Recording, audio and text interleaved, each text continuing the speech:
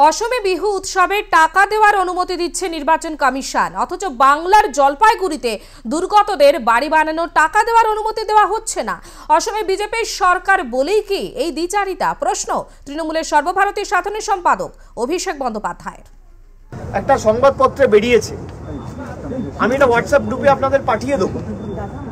আপনি দেখুন, এখানে লেখা আছে organisers cheer after EC nod to release Bihu funds. আমি আবার পড়ছি, এটা গতকালের আর্টিকেল, আমি নাম বলে দিচ্ছি, টাইমস অফ ইন্ডিয়ায় বেরিয়েছে, আপনারা সবাই পেয়ে যাবেন এটা।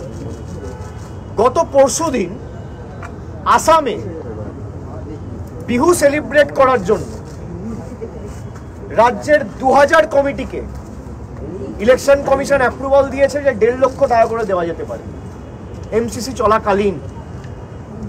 আর বাংলায় যখন 1600 লোকের বাড়ির প্রয়োজন, তখন ঘরের টাকা দেওয়ার অনুমতি দিল না। আমরা এই কারণে বিজেপিকে বাংলা বিরোধী বলছি।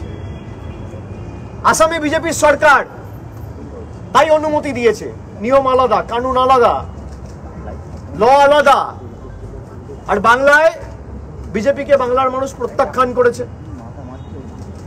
বাংলার মানুষ গণতান্ত্রিকভাবে ভোটাধিকার প্রয়োগ করে মমতা বন্দ্যোপাধ্যায় সরকারকে নির্বাচিত করেছে, তাই গাত্রদাহ। সেই কারণে আসামের টাকা ছাড়ছে, বাংলার টাকা বন্ধ।